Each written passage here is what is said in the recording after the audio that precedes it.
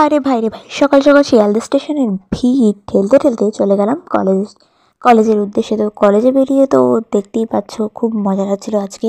তো ফার্স্টে আমাদের কলেজটা হচ্ছে তোমার শিয়ালদা শঙ্কর ঘোষ লেনের ওদিকে। তো যেতে যেতে তো এই আদি মোহিনীমোহন কাঞ্জিলালটা পড়ে যায়, তো তারপরেই পড়ে ঢাকেশ্বরী, আদি ঢাকেশ্বরী বস্ত্রালয়।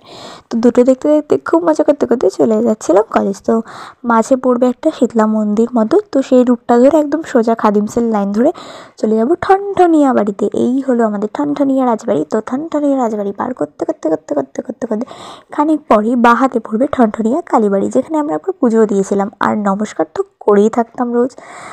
আর তারপরে ঠনঠনিয়া কালীবাড়ি পার করতে করতে চলে গেলাম কলেজের রাস্তায় গিয়ে দেখো অফিসে আমাদের খুব কাজ ছিল জরুরি, আর সেই কাজটা আগে করার জন্য চলে গেলাম অফিসে।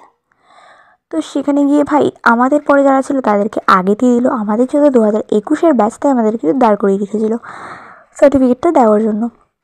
তো যাই হোক, সিঁড়ি দিয়ে উঠে গিয়ে অপেক্ষা করছিলাম অফিস রুমে যে আমাদের সার্টিফিকেটটা কখন দেবে।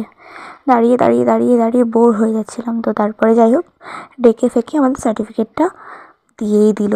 তো দেখতেই পাচ্ছ ফাইনালি এটা হচ্ছে আমার সার্টিফিকেট। আর আমি আর্টস নিয়ে পড়তাম, বিদ্যাসাগর কলেজের স্টুডেন্ট আমি। তোমরা অনেকেই হয়তো এই কলেজটাকে চিনতে পারবে, আর অনেকে হয়তো এই কলেজে পড়ো। যারা পড়ো প্লিজ আমাকে কমেন্ট করে জানিও। আর এটা হলো আমাদের সার্টিফিকেট, ফাইনালি পেয়েও গেলাম সার্টিফিকেটটা। গ্র্যাজুয়েশন কমপ্লিট করেছি আজ থেকে প্রায় 2 বছর, 2.5 বছর আগে। তো সার্টিফিকেটটা এখন হাতে পেয়ে মনে হচ্ছে যেন নতুন গ্র্যাজুয়েট হলাম।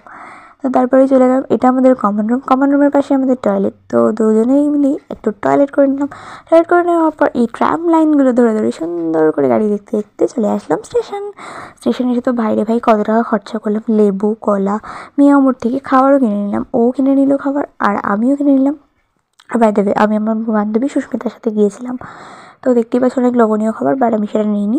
14 টাকার ওই চিকেন রেসালা পাফ বলে কিছু ছিল, দুটো ওরকম নিয়েছিলাম, আর একটা বাটারস্কচ পেস্ট্রি আর ও নিয়েছিল। তো তারপরে ট্রেনে খুব খিদে পাওয়ায় খেতে খেতে চলে আসলাম বাড়ি। আজকে